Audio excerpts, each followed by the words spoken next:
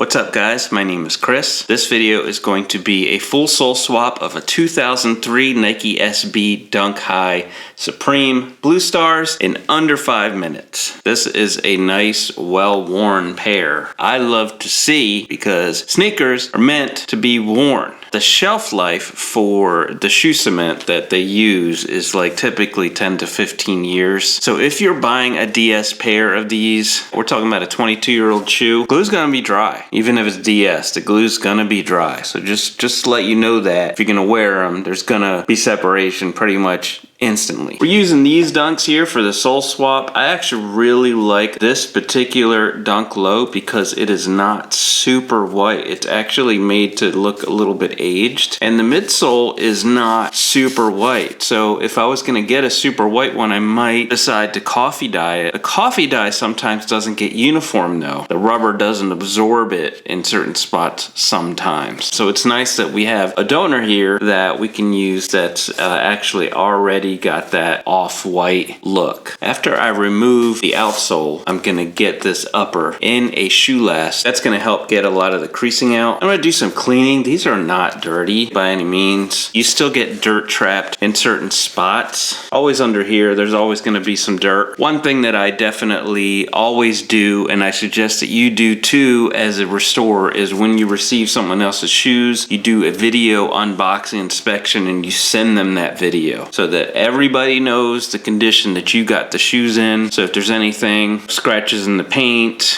chipping, or anything that you're actually not gonna be working on, for instance, a torn collar lining, that's a big one. Cover your bases. So if there is a ripped collar lining, you just let them know, hey, it's ripped. It's the same thing as when you rent a car. You know, they do this inspection around the car. That way, when you get it back, all those dings and bumps and stuff are still there and there's no new ones. You know, so you just basically list off all the things that you see when you do that unboxing. That way, there's no surprises down the road. The customer asked me about repairing this tongue. The material on the tongue, you can see, has broken away from the tongue binding, and you can see that fraying there. I declined to do it because once that polyester starts to fray at the edges there, it only gets worse. What needs to happen here is you need to pull that to get more tension to get it back under the tongue binding to sew it again. You're gonna have less material to do that, and as you mess with this, it starts to fray worse. So I really just don't want to touch it. So I told him that and he was cool with it, but just to let you know, the edges here of this kind of mesh,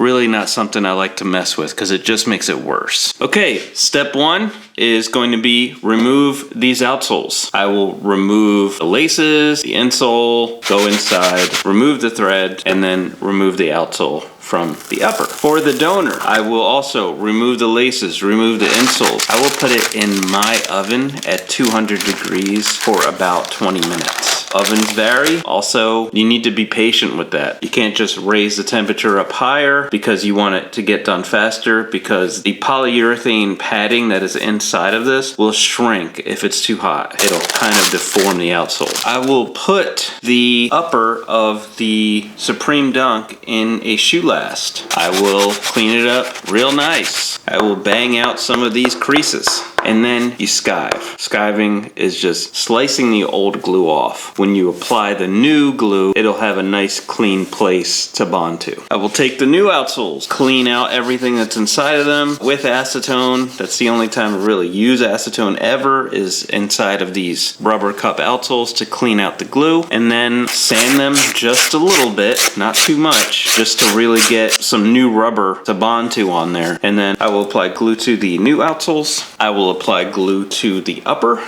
I will let them cure, and then I will bond them. I like to sit it in the outsole and find exactly where the front is going to be. I do the front first, and then I start to go around till I get to the quarter panel on both sides. I do just the back of the heel, and then I go from one side of the heel all the way down to meet up with where I bonded on that side, and then I go on the other side as well, and then that's it. The bonding is done. And then I have a trusty, beautiful, awesome hand crank sewing machine that is perfect for doing the stitches on these. I will stitch these up. I will glue the threads on the inside of the shoe back down. I will put the insoles in. I'll put the laces back on, and we're gonna be good to go.